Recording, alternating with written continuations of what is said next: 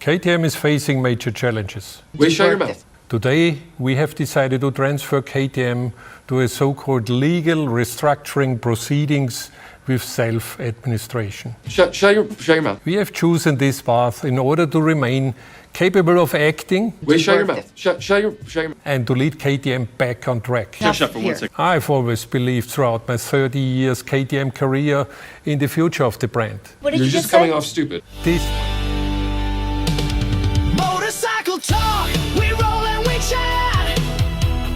Heart to heart, under helmet and hat. Motorcycle talk, no road too long. When the engine's loud and the friendship's strong, oh yeah. And the friendship's strong.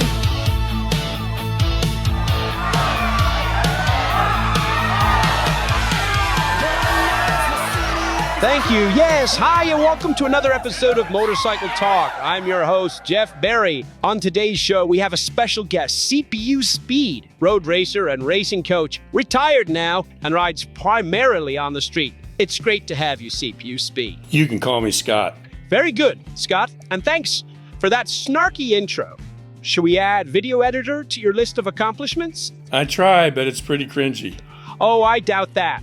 So today, we are going to discuss the KTM 890 SMT. Yes, Jeff, I've spent some time on it, and I'm ready to give you my thoughts on it. But first, you know we can't avoid the controversy that you stirred up when you first described a bike, tweeting, and I quote, "If Goldilocks and a unicorn had a baby, it would be the KTM 890 SMT."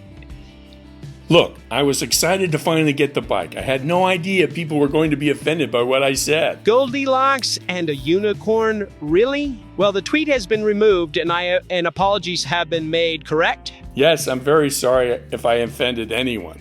The Unicorn Preservation Foundation were outraged. I made a formal apology.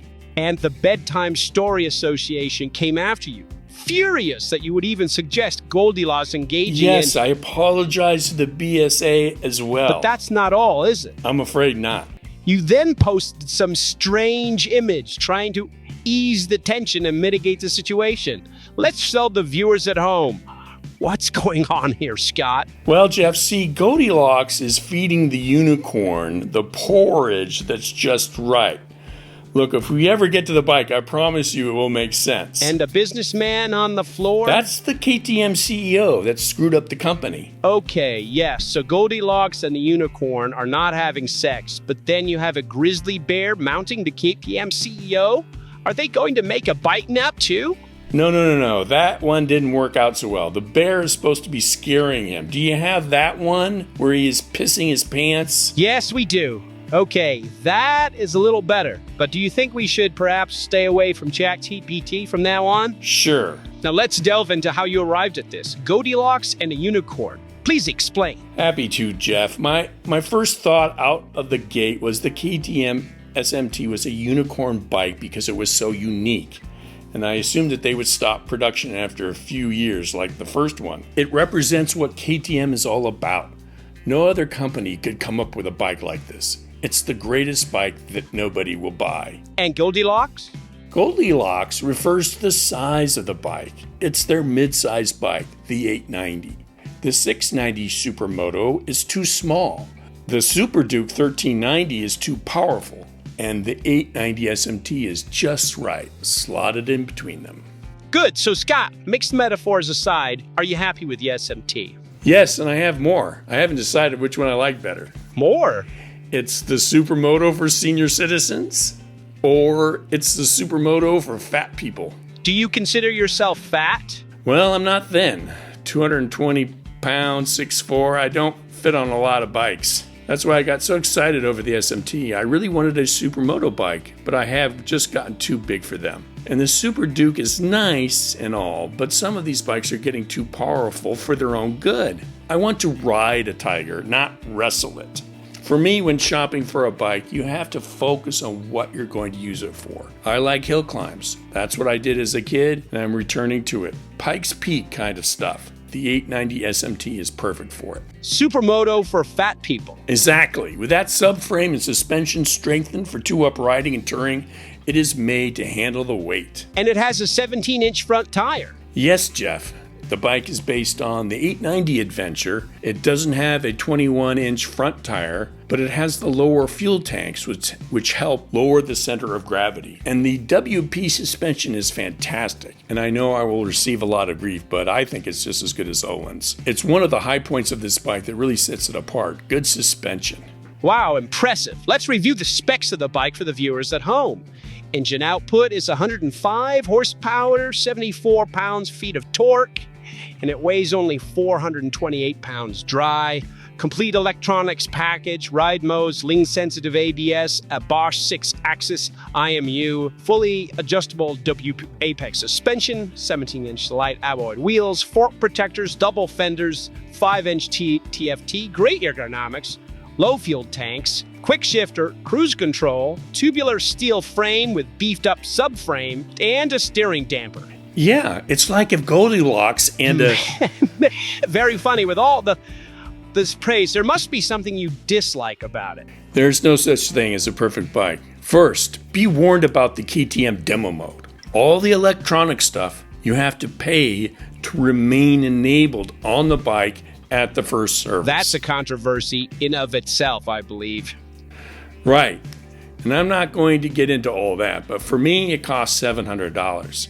And while we're talking about cost, the bike is not priced properly. They need to shed $1,000 from the price. Yes, it is a little overpriced for what it is. The other thing that took me by surprise was the 100% throttle. To go full throttle, you must turn it as far as it will go, let go of it, grab it, and continue to turn it to reach full throttle. To me, it was dangerous on the street. Now, KTM Power Parts offers a quick turn throttle at 60% for $370, which I add. It now rides like a typical street bike, but this should be on the bike in the first place. Quite an odd omission to make. That is interesting. Anything else? Some people may be put off by its vibration. It's an issue. For me, it's part of the bike, and I'm okay with it. Frankly, I'm going too fast to be concerned by it. You can tour on it, but if that's all you're going to do, there may be better options if you want to just cruise on the interstate. Now, you can drill out the bars and add weights from past company. That would go a long way in solving that problem. I see you're not pulling any punches. My reviews are honest, Jeff. And so there you are. Very informative, Scott, even with all the controversy. It's been great chatting with you about the KTM at 890 SMT. Well, thanks for having me.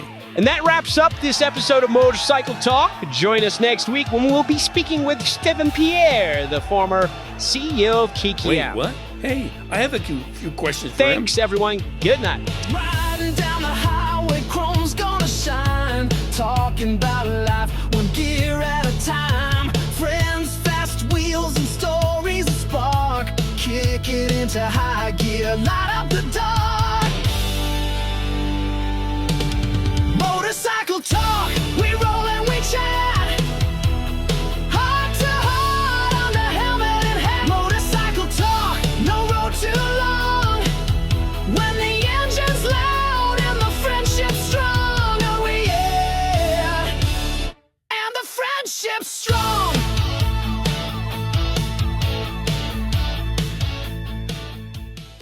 Do we get any sort of souvenir? Get out of my office!